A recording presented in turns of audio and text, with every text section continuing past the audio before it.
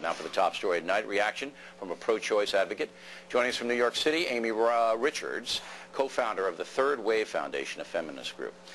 Ms. Richards, though, how do you process this? If a woman is depressed and about to give birth, late term, the baby can be killed.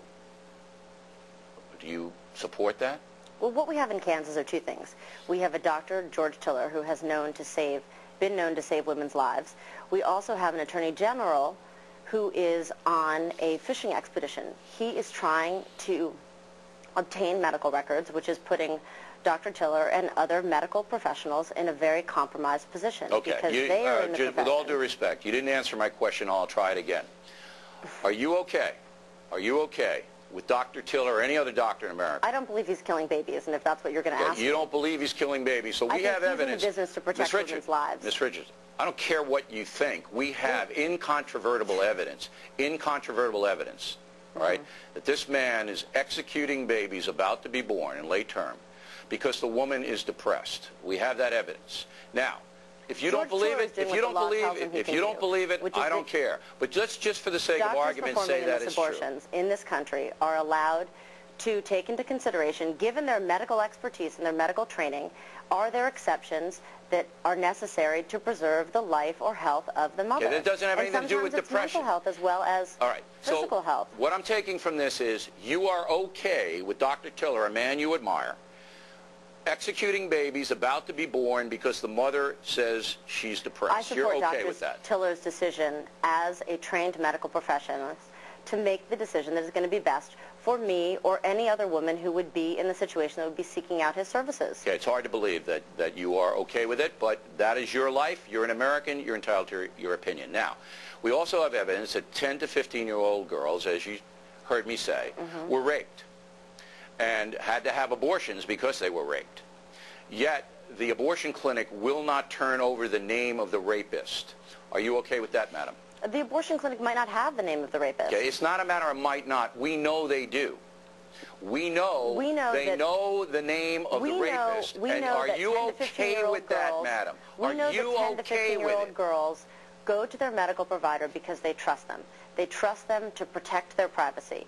And whether you're 10 or 15 or whether you're 25, you go into a doctor's office because you are desperate, because you need help. Yeah, and they are desperate. That this person if you're raped at age 10, if you're raped at age 10, you are desperate. But you are okay with an abortion clinic not providing the name of the rapist. Wait a minute, Ms. Richards, this is reality, okay? Listen to me. You are okay with a 10-year-old getting an abortion and the name of the rapist being withheld from authorities by the abortion clinic. You're okay with that, yes or no? I am okay with the 10-year-old who wants to make the decision to terminate a pregnancy, Okay, and the rapist gets away with it. The rapist gets away with it because the clinic won't report the name. No, the rapist gets away with it because there are laws out there that make it almost impossible for rapists to be convicted appropriately in this country. Every day there are 10-year-olds because in every state there are very specific procedures that somebody must file. The 10-year-old's probably not able to pursue her case anyway because did she go to the hospital within 24 hours or 48 hours to take a rape kit? Did she report to authorities within 24, 48 hours? Ms. Richard, I don't know what you're talking about now. There are so many more limitations to take into consideration.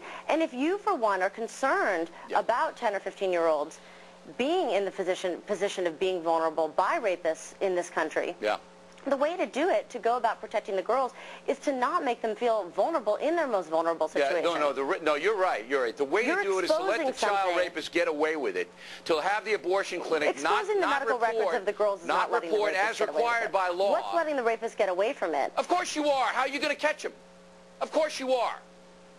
Okay, we got two things, Ms. Richards. Repeat offenders. You're okay with some woman being depressed, executing her child hours before it's born, and you're okay with a rapist of a 10-year-old walking around the street because the clinic violates the law and doesn't report it to authorities. You know, I spend my days corresponding with people and helping women get funding.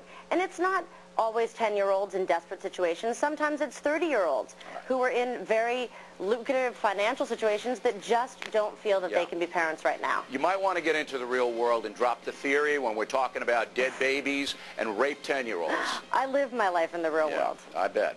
All right, Ms. Richards, we appreciate you taking the fire. You knew it wasn't going to be easy, but I also knew that you weren't going to give an inch.